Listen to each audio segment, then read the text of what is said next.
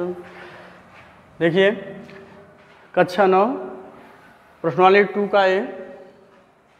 देखिए question number 1 इस chapter में जो आपको पढ़ाने जा रहा हूँ ये बहुपद है। और इस बहुपद में देखिए क्वेश्चन नंबर 1 में दिया है दिए हुए बहुपद को आरोही क्रम में लिखना है। किस में लिखना है? आरोही क्रम में। आरोही क्रम में लिखना है।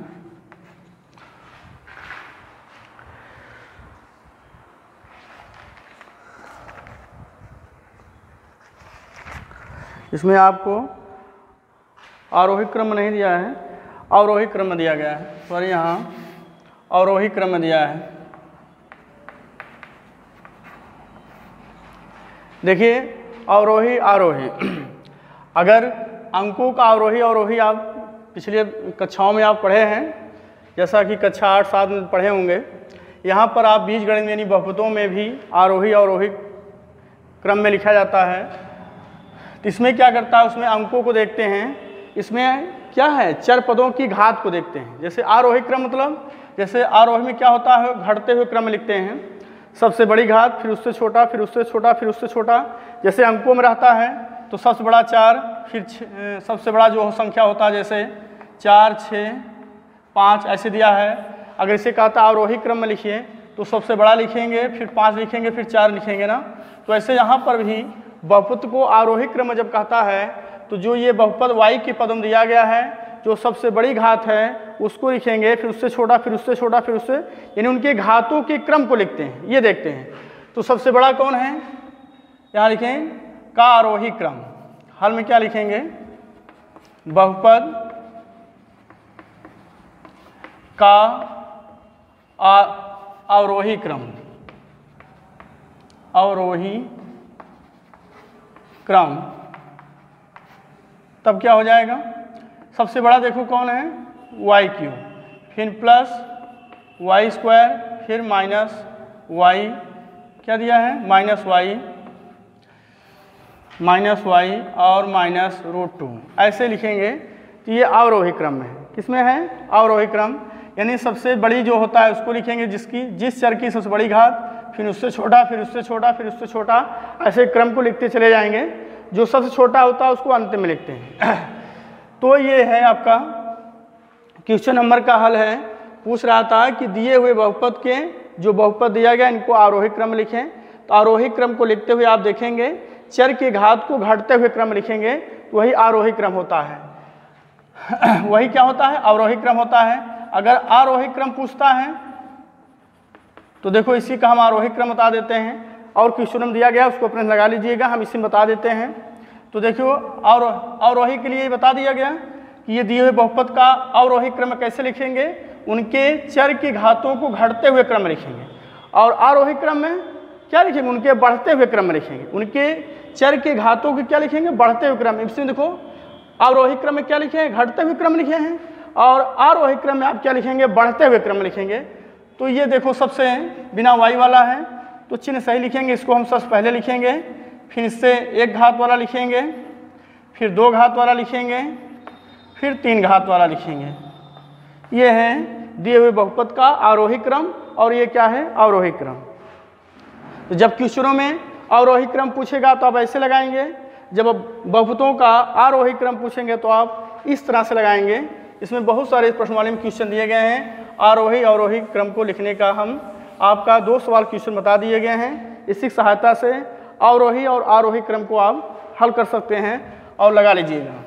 अब देखिए इसके आगे क्वेश्चन क्या बना के देगा कि दिए हुए बहुपद में वाई स्क्वायर का गुणांक बताओ। क्या बताओ, गुणांक बताओ। इस तरह से क्वेश्चन पूछेगा। तो दिए हुए बहुपद के वाई स्क्वायर का सिर्फ गुणांक पूछ रहा है, तो आप पूरे बहुपद में देखेंगे कि वाई स्क्वायर लिखा कहाँ है, यहाँ लिखा है। अगर x के पदों में दिया है तो x स्क्वायर का गुणांक पूछेगा, जिस पदों में दिया रहेगा उसी का गुणांक पूछेगा। यहाँ देखिए y की पदों में लिखा गया है तो यहाँ पर वाई स्क्वायर का गुणांक पूछ सकता है, वाई क्यूब का पूछ सकता है, वाई का पूछ सकता है, अचर पद पूछ सकता है, यानी कि घात क्या होगा सब हम आपको बारी बारी बताएंगे। और पूरी प्रश्नावली आप इसी पर आधारित है 2 का ए, आप इसको पूरा लगा सकते हैं। तो देखो तीसरा क्वेश्चन आपका क्या बनेगा, अवरोही आरोही हमने आपको बता दिया। अब इसमें पूछता है गुणांक। जैसे दिए हुए बहुपद का अगर पूछता है अगर आपसे कोई कि वाई स्क्वायर का गुणांक क्या होगा, तो हम ये देखते हैं कि वाई स्क्वायर का गुणांक दिए हुए बहुपद में कहाँ लिखा है। देखने के पश्चात गुणांक मतलब उसके साथ क्या लिखा गया है वही उसका गुणांक होता है। उसके साथ क्या लिखा गया है वही उसका गुणांक होता है। तो यहाँ पर देखिए दिए हुए बहुपद में वाई स्क्वायर का गुणांक क्या है, यहाँ पर कुछ दिखाई दे रहा नहीं, तो क्या माना जाता है, 1 माना जाता है। तो वाई स्क्वायर का गुणांक क्या हो गया, 1 हो गया। वाई क्यूब का गुणांक पूछता है जहाँ 1, वाई का गुणांक पूछता है क्या है, -1 है। तो चिन्ह सही लिखते हैं, ये आपको ध्यान में रखना है। तो ये गुणांक निकालने का क्या है, ज्ञात करने का तरीका है आपका गुणांक। आरोही अवरोही निकाला गया, अब ये गुणांक निकाला गया। अब इसके बाद क्वेश्चन आपको बना सकता है दिए हुए बहुपद की घात बताइए। क्या बताइए, घात। तो यहाँ बहुपद की घात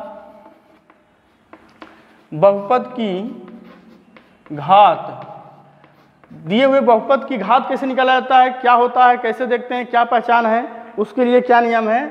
तो देखिए किसी भी बहुपद का अगर घात पूछता है तो उसमें देखो कई घातें दिए गए हैं, कहीं 3 है, कहीं 2 है, कहीं 4 है, कहीं 1 है, कहीं घात रहता ही नहीं है। तो उसमें घात अगर पूछता है तो आप सदैव यही देखेंगे किसी भी बहुपद का जो घात होता है, जो उसमें सबसे अधिक होता है वही उस बहुपद का घातांक होता है।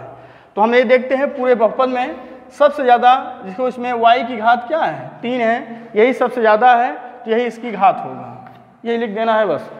तो जब भी किसी बहुपद का अगर घात पूछता है तो आप सबसे पहले ये देखेंगे दिए हुए बहुपद में किस पद का घातांक सबसे ज़्यादा है वही उसका घात होता है। तो ये इस तरह अगर यहाँ 5 दिया है तो यहाँ 5 लिखेंगे, बीच में चाहे आगे हो, चाहे बीच में हो, चाहे पीछे हो, कहीं भी हो, इससे कोई दिक्कत नहीं है। उसका घात जहाँ अधिकतम होगा वही उस बहुपद का घातांक होता है। तो ये है घात की बात। अब कभी कभी कहता है कि दिए हुए बहुपद में बताइए पद क्या है, 1 पदी है, 2 पदी है, 3 पदी है।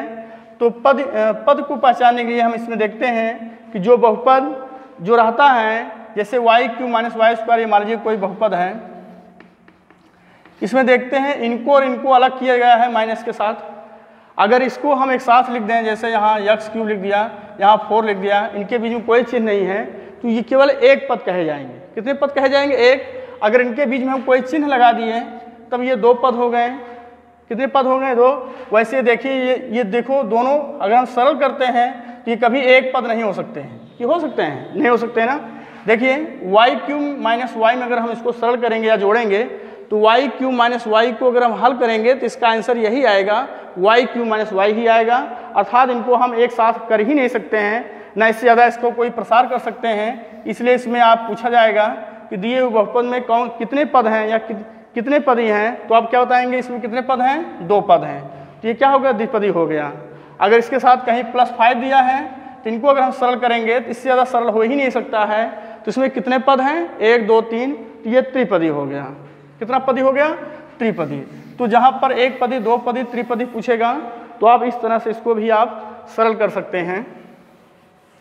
तो क्वेश्चन प्रश्नावली 2 का ए में आप देखेंगे क्वेश्चन नंबर 1 से लेके जितना दिया गया क्वेश्चन नंबर 8 तक सब में यही पूछा है। कहीं आरोही क्रम पूछा है, तो कहीं अवरोही क्रम पूछा है, तो कहीं पद पूछा है, और आपको हमने सब एक ही सवाल में बता दिए गए हैं। आप इस तरह से पूरी प्रश्नावली को आप समाप्त कर लीजिएगा। अब हम आपको बहुपदों का जोड़ बारी बारी से, 2 बहुपदों का योगफल, 2 बहुपदों का अंतर यानी घटाना, और 2 बहुपदों का गुणनफल भागफल, सब हम आपको बारी बारी से बताएंगे प्रश्नावली के माध्यम से। जैसे देखिए प्रश्नावली 2 का बी में, प्रश्नावली 2 के बी में देखो क्वेश्चन नंबर 1, इसमें दिया गया है निम्नलिखित में घात 2 वाला बहुपद बताइए। कह रहा है 2 घात वाला बहुपद बताना है, जबकि यह बहुविकल्पी है। इसमें 4 आंसर दिए गए हैं, उनमें से कोई एक सही है, आपको देखकर बताना है। जैसे पहला का आंसर दिया है 4x + 1/4x, दूसरा दिया गया है रूट में x + 8x - 4, तीसरा दिया गया है 3x² प्लस 4x प्लस 7 और चौथा दिया गया है 5x cube plus 3x square plus 3x plus 7। ये क्वेश्चन हमने किताब से देखकर लिख लिया। क्वेश्चन में क्या पूछ रहा है, हमको क्या बताना है, ये ध्यान देना है। कह रहा है कि कोई बहुपद, आपके पास देखिए 4 बहुपद दिए गए हैं, उनमें से कौन सही है कौन गलत। क्वेश्चन को पढ़कर आप सही समझकर, जैसा आपको नियम जानते हैं या बताया गया है, उनके आधार पर आपको बताना है कि कौन सा विकल्प इसमें सही है और कौन सा गलत है। तो सही पे चिन्ह लगाना है, बाकी कुछ करना नहीं है। तो इसके लिए आपको देखिए यहाँ इसमें 4 बहुपद दिए गए हैं, उनमें उन्हीं बहुपद को आपको बताना है जिसकी घात क्या 2 है। क्या है 2। तो इसके पहले देखो हम यही चर्चा किए थे कि किसी भी बहुपद की जो घात होता है, जो अधिकतम होता है, वही उस बहुपद का घातांक कहलाता है। तो इसमें देखते हैं कि सबसे अधिक घात यहाँ पर भिन्नात्मक है, तो ये क्या है, ये बहुपद हो ही नहीं सकता है। इसमें देखिए √x दिया है, ये भी बहुपद नहीं होगा। तो बहुपद यही दोनों है, यही दोनों है ना। अब इन दोनों में सही कौन है, ये घात के ऊपर डिपेंड करता है। तो यहाँ पर देखिए घात 2 वाला बहुपद पूछ रहा है, इसमें देखो सबसे ज़्यादा घात क्या है 2 है, इसमें सबसे ज़्यादा घात क्या है 3 है। तो कौन बहुपद सही है, आप समझ गए होंगे देखकर, ये वाला सही है, क्योंकि इसकी घात क्या है 2 है। तो इसका मतलब यही सही है, क्योंकि घात 2 वाला बहुपद यही तीसरा विकल्प है, और ये घात 3 वाला बहुपद है। अगर यहाँ पूछता घात 3 वाला बहुपद कौन है, तब आपका विकल्प कौन सही हो जाता, 4 सही हो जाता। इसलिए इसमें कौन सही है, नंबर 3 सही है। कौन सही है, नंबर 3। इस तरह से देखिए आपके क्वेश्चन नंबर 1 से लेके जो है 8 तक जितने भी हैं सब बहुविकल्पी हैं। इसमें सिर्फ घात गुणांक यही सब पूछा है, आप देखकर समझ कर लगा लीजिएगा। अब हम क्वेश्चन नंबर 9 में कई सवालें हैं, इसमें से हम 1-2 सवाल बता देते हैं और बाकी सभी पार्ट उसके इसी आधार पर आप कर लीजिएगा। जैसे देखिए क्वेश्चन नंबर 9 है। क्वेश्चन नंबर 9 में है निम्नलिखित प्रत्येक में से बहुपद की घात बताना है। जैसे पहला ही दिया गया है, यहाँ केवल 9 लिखा है। क्या लिखा गया है 9। तो कह रहा है इस बहुपद की घात बताइए। अब इसमें ये पहले पता करना है कौन सा पद वाला बहुपद है, जिसमें कोई पद दिया ही नहीं है, x वाला है या y वाला है या z वाला है, केवल यहाँ पर अचर पद दिया है। तो किसी पद का ये बहुपद है, लेकिन हमको पद वाला नहीं पूछ रहा है, सिर्फ घात पूछ रहा है। प्रत्येक बहुपद की घात बताना है। तो इसमें देखो बहुपद है पहले, तो इनको हम देखो ऐसा भी लिख सकते हैं, इनको हम ऐसा भी लिख सकते हैं, क्योंकि हम जानते हैं x की घात अगर 0 हो तो उसका मान 1 होता है। चाहे जिस चर या अचर का अगर घात 0 दिया गया है तो उसका मान क्या होता है 1 होता है। अगर इसको हम सरल करते हैं, देखो यही मिलेगा, जैसे x घात 0 का मान 1 होता है और 9 में 1 गुणा करेंगे तो 9 ही प्राप्त होगा। अर्थात इनमें देखो इसको जब हम ऐसे लिखा तो इसका हल वही पाया, तो इसका अर्थ ये है कि ये दोनों आपस में क्या है, बराबर हैं। तो हम इसको हम ऐसा लिख सकते हैं, जब हम x को पा गए तब यह क्या हो गया, तब ये बहुपद के रूप में देखेंगे आप, तब इसमें हम घात बता सकते हैं। क्योंकि जो घात होता है x या y के पदों में रहता है तभी उसका घात बता पाते हैं। यहाँ तो केवल अचर पद दिया था, चर दिया ही नहीं था, तो मैंने अचर को किसके पदों में लिखा, चर के पदों में। जब लिख लिया गया, अब यहाँ पर देखते हैं x की घात क्या दिखाई दे रहा है 0। क्या दिखाई दे रहा है 0 दिखाई दे रहा है। इसका मतलब इस बहुपद का जो घात होगा वो क्या होगा, 0 होगा। क्या होगा, 0। तो यहाँ लिख देंगे, अर्थात बहुपद 9 का घात क्या होगा, 0 होगा। क्या होगा, 0 होगा। इस तरह से आप देखकर, और इसके कई पार्ट दिए गए हैं, इसको अपना हल कर लीजिएगा। इसी का हम एक भाग जो है, जैसे हम आपको बता देते हैं 7वां नंबर बता देते हैं। क्वेश्चन नंबर 9 का 7वां दिया है 2x into x square plus 9 दिया गया है। इनका भी घात बताना है। क्या बताना है, घात। तो देखो किसी भी बहुपद का घात बताने से पहले ये आपको देखना होता है कि क्या ये जो दिया गया क्वेश्चन है ये पूर्ण रूप से हल है, सरल किया गया है। अगर वो हल नहीं है तो उसको हल करने के पश्चात ही आप उसका घात बताएंगे। अगर कोई लड़का इसी क्वेश्चन पे बिना हल किए ही बता दिया तो वो देखेगा कि बताया गया है जिस चर की सबसे अधिक घात होता है वही उसका बहुपद है, तो देखेगा तो कहेगा इसका बहुपद 2 है। क्या है? 2 है। तो ये गलत हो गया। क्या है? ये गलत है, क्योंकि ये जो बहुपद दिया गया है ये पूर्ण रूप से हल किया ही नहीं गया है। जब पूर्ण रूप से हल नहीं किया गया है तो उसका बहुपद बताना आपका गलत हो जाएगा। इसलिए सबसे पहले हम दिए हुए बहुपद को पूर्ण रूप से सरल कर लेते हैं। सरल करने के पश्चात ही उसका हम घात बता सकते हैं या ज्ञात कर सकते हैं। तो देखिए सबसे पहले इसको हम सरल करेंगे। तो देखिए ये कोष्टक में लिखा है और ये कोष्टक के बाहर है और ये कोष्टक के अंदर है। तो इसका मतलब इसको जब इसके साथ हल करेंगे तो इसके बीच में कैसा चिन्ह है? गुणा का। तो हम इसको गुणा करेंगे, इसका गुणा इसमें, इसका गुणा इसमें चिन्ह के साथ। तो देखिए इसका गुणा जब इसमें करेंगे तो 2, आप जानते हैं समान आधार में गुणा में घात जुड़ जाता है। तो इसकी घात 2 है, इसकी घात 1, तो कितना हो जाएगा? 3 प्लस प्लस प्लस 9 को गुणा 2x में करेंगे तो 2 9 18x हो जाएगा। अब इससे ज़्यादा हम सरल नहीं कर सकते हैं। तब इसके पश्चात अगर आप घात को बताएंगे तो आपका क्वेश्चन सही होगा और यही सही माना जाएगा। इसके पहले अगर आप बताएंगे तो आपका वो घातांक क्या है? गलत है। तब लिखेंगे अतः बहुपद का घात क्या पूछ रहा है? घात बराबर क्या होगा? 3 होगा। लेकिन इसके पहले आपने क्या लिखा था? क्या आपके विचार से क्या आया था? 2, तो वो 2 गलत है और ये 3 सही है। इसका अर्थ ये है किसी भी बहुपद को पूर्ण रूप से सरल करने के पश्चात ही उसका घात ज्ञात किया जा सकता है। तो इस तरह से निकालेंगे आप। एक देखो हम और आपको बता देते हैं।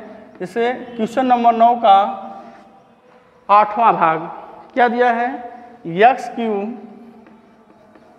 प्लस 2x² प्लस 4x अपान x दिया है। क्या दिया गया है? x। तो सबसे पहले हम घात को बताने के लिए हमें इसके पहले हमने क्वेश्चन में चर्चा किए हैं कि जब तक इसको हम पूर्ण रूप से सरल नहीं करेंगे तब तक हम घात को नहीं लिखेंगे। और उसके पहले अगर लिखते हैं आपका तो जो घात बताएंगे वो गलत होता है। जैसे यहाँ पर देखेंगे सबसे ज़्यादा 3 है, अगर आप 3 को लिख दिए तो ये गलत हो गया, क्योंकि यह x का पूर्ण रूप हल है ही नहीं है। तो सबसे पहले हम इसको पूरा हल कर लेंगे। तो देखिए अंश में x क्या है? कॉमन है। हल करेंगे आप तो देखेंगे कि अंश में कितने पद हैं? 3 पद है और तीनों पद में हमें x क्या है? कॉमन बन रहा है। तो यहाँ क्या बचेगा? x² प्लस 2x प्लस 4 अपान किसके? x पहले से दिया है और ये x से x क्या हुआ? कट गया। तो हमारा बच्चा क्या? x² plus 2x plus 4। ये देखो इसका सरलतम रूप हो गया। अब आप देखकर घात को बता ही सकते हैं। इसके पश्चात अगर आप घात को लिखते हैं सरल करने के पश्चात तो आपका क्वेश्चन सही माना जाएगा। तब यहाँ लिखेंगे घात।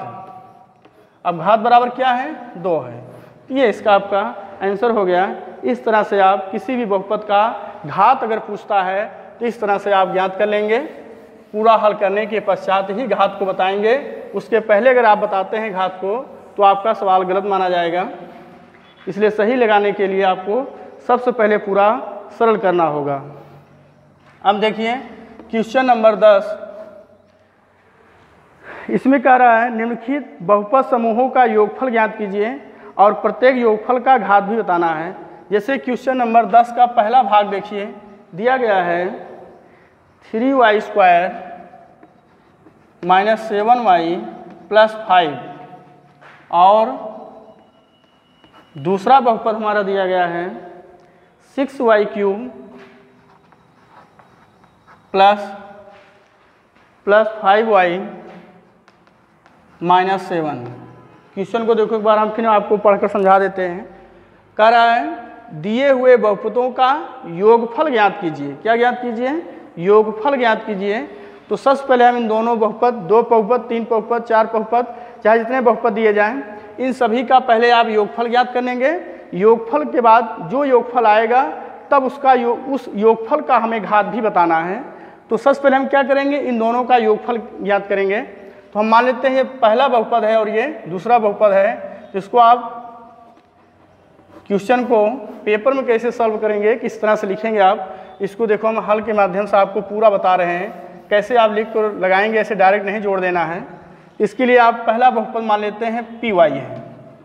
क्या है, पी वाई बराबर दिया है 3y² माइनस 7y प्लस 5, और हमारा दूसरा बहुपद है, मान लेते हैं q से लिखेंगे, y के पदों में है तो y से लिखेंगे, x के पदों में रहेगा तो px और qy से लिखेंगे। अब यहाँ दूसरा बहुपद क्या है, 6y³ प्लस 5y माइनस 7। कह रहा है योगफल ज्ञात कीजिए, तो पहले बहुपद में दूसरे बहुपद को क्या करना है, जोड़ना है। तो यहाँ लिखेंगे P Y plus Q Y बराबर, देखो पी वाई का मान क्या है 3y² minus 7y plus 5 plus दूसरा बहुपद हमारा दिया है 6y³ प्लस 5y माइनस 7। इस तरह से दोनों बहुपद को लिखेंगे। अगर योगफल कहता है तो आप प्लस का चिन्ह लगाएंगे, अगर अंतर कहता है तो आप किसका चिन्ह लगाएंगे, माइनस का। अब कोष्टक को तोड़ के आप एक सजाती देखकर आप जोड़ेंगे और घटाएंगे। तो देखो यहाँ 3y² माइनस 7y प्लस 5, देखो कोष्टक पहले अगर प्लस है तो अंदर का चिन्ह जैसा रहता है वही लिखा जाता है, अगर कोष्टक पहले माइनस है तो अंदर का चिन्ह बदल जाता है। तो यहाँ प्लस है तो प्लस ही लिखेंगे, और यहाँ भी प्लस है, और यहाँ माइनस है तो माइनस ही लिखेंगे। अब आप जानते हैं कि किसी भी बहुपद का सरलतम रूप जो लिखा जाता है उनके घात को आरोही या अवरोही क्रम में लिखेंगे तभी सही माना जाएगा। अगर आप ऐसे कहीं 2 कहीं 3 कहीं 1 फिर ऐसे लिखेंगे तो आपका जो बहुपद लिखेंगे वो गलत माना जाएगा। तो देखिए, या तो इसको आप बढ़ते हुए क्रम लिखेंगे या तो घटते हुए क्रम में लिखेंगे। तो हमेशा घात को घटते हुए क्रम में लिखेंगे तो ज़्यादा बेहतर होगा। अगर आप बढ़ते हुए क्रम में लिख दिए तब भी सही होगा, लेकिन ज़्यादातर आप प्रयास यही करें कि उनके घात को घटते हुए क्रम में लिखेंगे। तो देखो सबसे ज़्यादा कौन है, 6, ये है ना y घात 3, तो ये अकेला है, देखो और कहीं है, कहीं नहीं है ना, तो इसको अकेला, इसकी जात का कहीं नहीं, इसको सबसे पहले लिखेंगे। तो यहाँ लिखेंगे 6y³ हो गया। अब देखो दूसरा y² है, इसके बाद यहाँ देखो y² अकेला है और कहीं नहीं है, तो इनको भी ऐसे लिख लेंगे चिन्ह के साथ 3y²। यहाँ प्लस है तो प्लस। अब देखिए y यहाँ पर देखिए 2 है, कितने हैं, 2 हैं। इनका पहले चिन्ह देखेंगे, चिन्ह क्या है, देखो माइनस और यहाँ प्लस है, तो माइनस प्लस माइनस होता है, माइनस का मतलब घटाएंगे, तो घटा देंगे तो 7 में 5 के 2, लेकिन चिन्ह उसका लिखा जाता है जो बड़ा होता है। तो देखिए 7 बड़ा है इसलिए यहाँ माइनस होगा, और 7 में 5 के 2, y है तो y लिखेंगे। अब देखिए y हो गया, देखो अचर पद क्या बचा है, 7 है और यहाँ 5, तो इनको साथ संबंध लेंगे, तो यहाँ पर माइनस यहाँ प्लस, फिर वही नियम माइनस प्लस माइनस, लेकिन चिन्ह किसका जो बड़ा होगा, 7 बड़ा इसलिए माइनस, 7 में 5 के 2, ये इसका सरलतम रूप हो गया। तो देखिए इसकी घात कैसे है, किस क्रम में है, अवरोही क्रम यानी घटते हुए क्रम में है। तो इसका घात भी पूछ रहा है, तो अंतिम में आप लिखेंगे, कह रहा है ना योगफल, तो योगफल ज्ञात हो गया, तो योगफल का घात ज्ञात कीजिए। तो योगफल का घात बराबर देखिए क्या क्या लिखेंगे, जो सबसे ज़्यादा होता है। तो इस योगफल का घात कितना है, 3 है, तो ये इसका घातांक हो गया। तो योगफल हो गया और घातांक हो गया। इस तरह से इसके सभी भाग को आप पूर्ण रूप से हल कर लीजिएगा। योगफल ज्ञात करने के पश्चात ही उसका आप घात बताएंगे।